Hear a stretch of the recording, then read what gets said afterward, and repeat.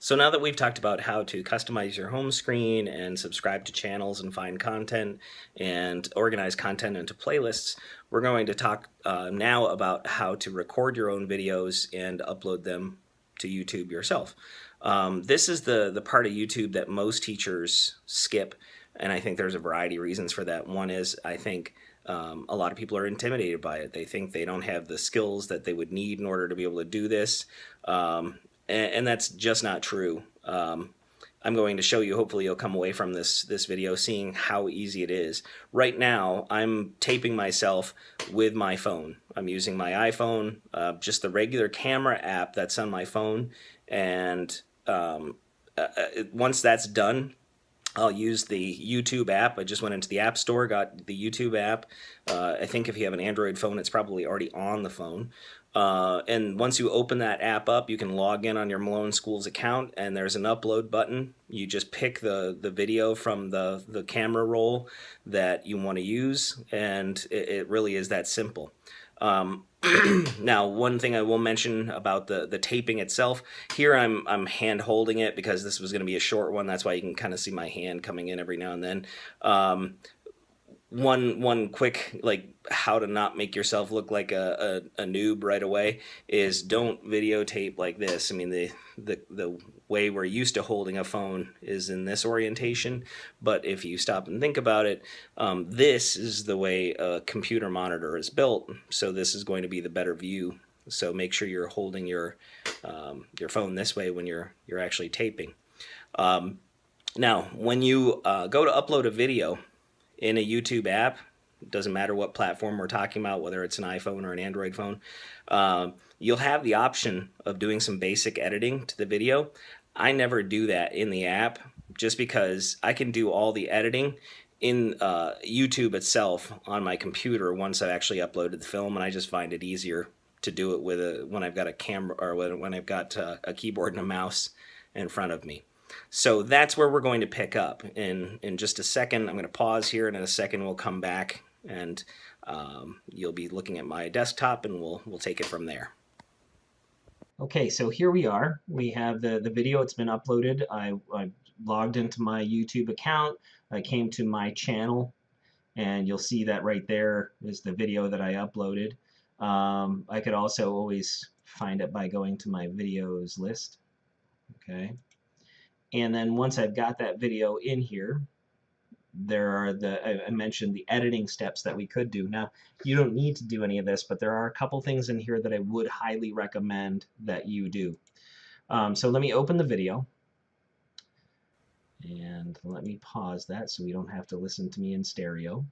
And now scroll down a little bit. If this was just somebody else's video that I was watching, this bar right here wouldn't be here, but because this is my video, these are the tools that I have access to. And so the first place that we want to start is right here where it says Info and Settings. So I'm going to click on that. And once it loads up, the first thing you're going to see is a General tab.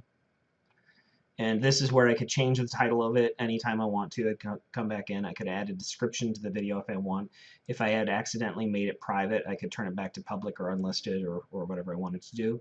I'm not going to make any changes there, though. And then I'm going to move over here to where it says Advanced Settings. This is the one that, as I said, I highly recommend you do. And in fact, I came in here already and was looking around and did this. By default, this top box is going to be checked. Okay, and this says Allow Comments.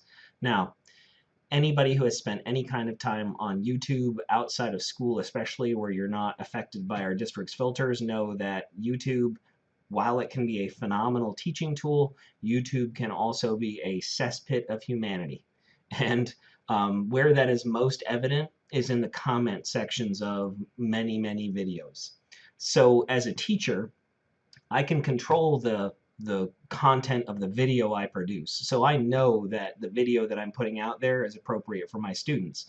But what I can't control, if I allow them to do it, what I can't control is the content of the comments. So the safest, best thing that you can possibly do as a teacher is when you upload your videos, come in here to that edit the info settings and go to the advanced settings and uncheck that box. Say that you do not want to allow comments. Okay. The other thing that you probably will want to do here is you might want to click on the today button so you can add a date so you remember when you recorded this video, and set a language. It's going to have it won't have English automatically selected, and in a second you'll see why it would be important to do that. Okay. The other thing is you can also change the category. By default, at least in my case, all of the videos that I upload come up as comedy, even though when I'm uploading in my Telements education, so still just come in here and change that to education.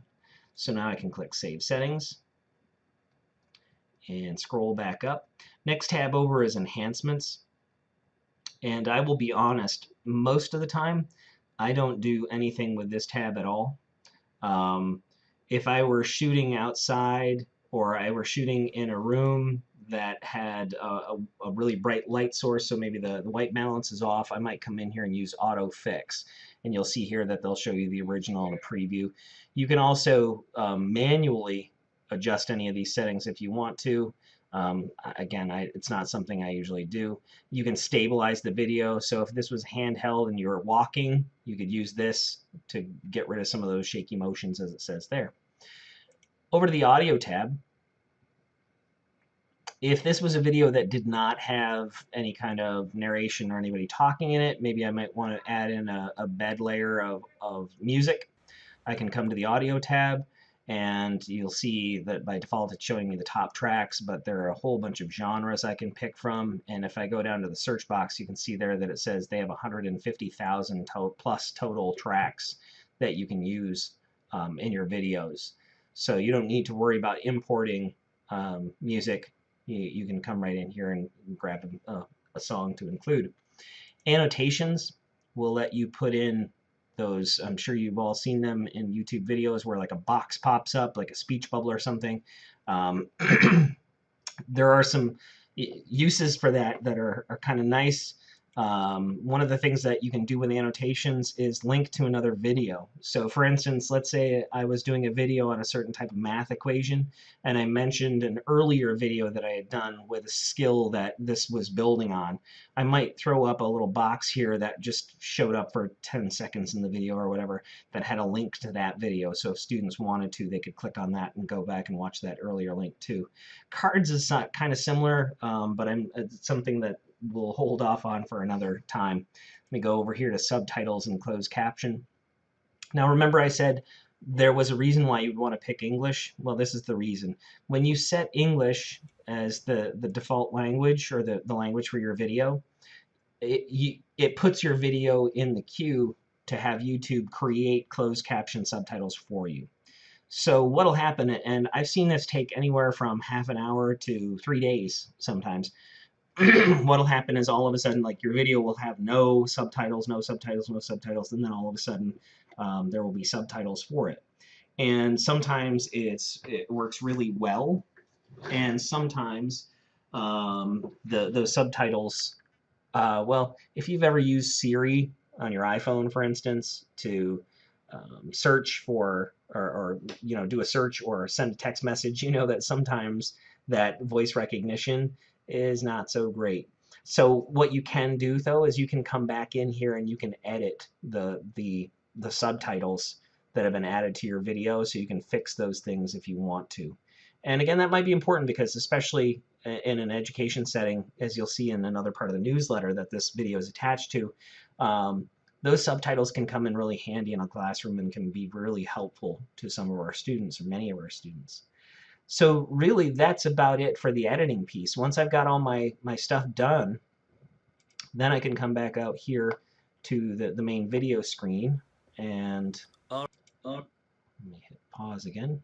And I'm ready to use this video. Now, I could add this video to a playlist, and again, you can refer to the previous video for that. So for instance, if I was going to be out for a few days in a row for some reason, I might want to put a playlist of short videos together of myself explaining to class what they were going to be doing. So rather than having to write out those subplans or have a sub try to explain it, I could have a playlist of videos ready telling the kids, here's what you're going to be doing today.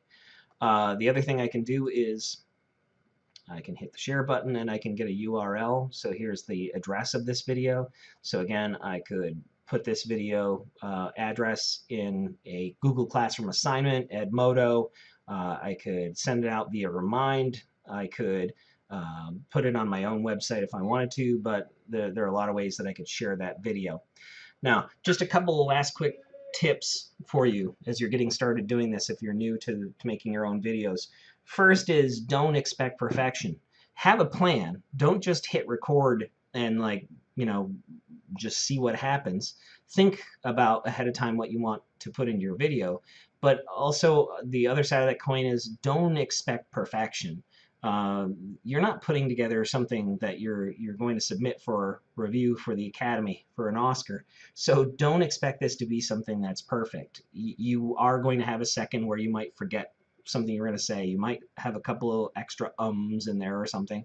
It's okay. All right. It's just a video you're using with your classes. The other thing that I'll say is, and this is something that you do get over more as time goes by, try not to be very self-conscious about how you look or how you sound, especially.